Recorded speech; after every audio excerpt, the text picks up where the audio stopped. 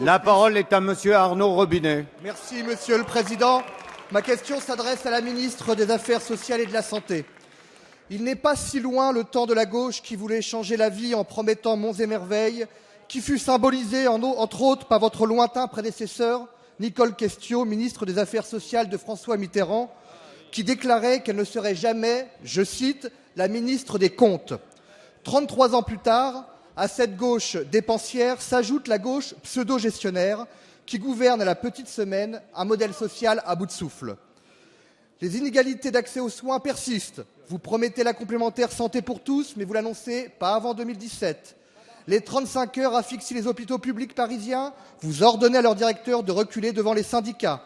On prévoit un déficit des retraites de 15 milliards en 2020. Vous dégainez des prévisions illusoires basées sur une croissance de 2%. On annonce la faillite de la retraite complémentaire du secteur privé, vous vous défaussez vers les partenaires sociaux. Madame la ministre, vous ressemblez de plus en plus à ce bon docteur Cueil qui avait pour devise « Il est urgent de rien faire ». Dans le désert de mauvaises nouvelles qui caractérise votre gouvernement, vous cherchez le moindre oasis de résultats positifs.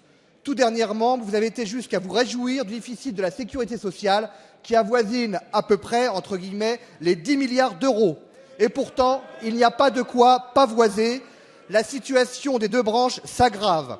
Déficit de l'assurance maladie et de l'assurance vieillesse se creuse, atteignant respectivement 600 et 700 millions d'euros par rapport à vos perspectives.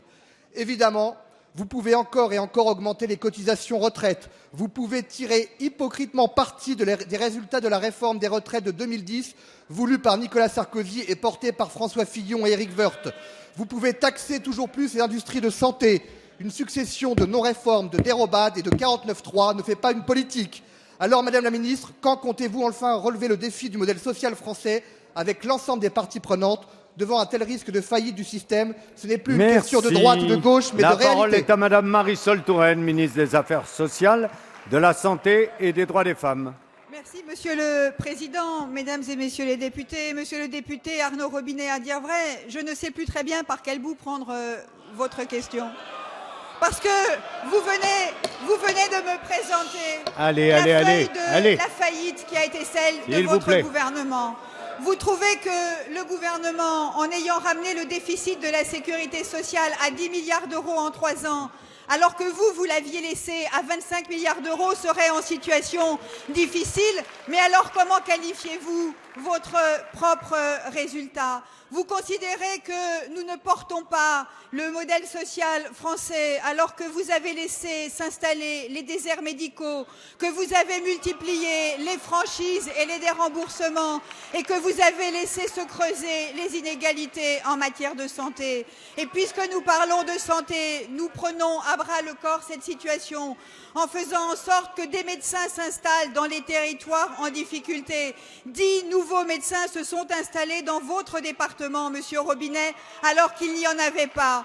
Nous faisons en sorte que les hôpitaux soient confortés dans leur mission au quotidien en rétablissant le service public hospitalier. Nous faisons en sorte que les inégalités de santé disparaissent en permettant notamment la mise en place du tiers payant généralisé, alors que vous laissez des hommes et des femmes en difficulté renoncer à des soins.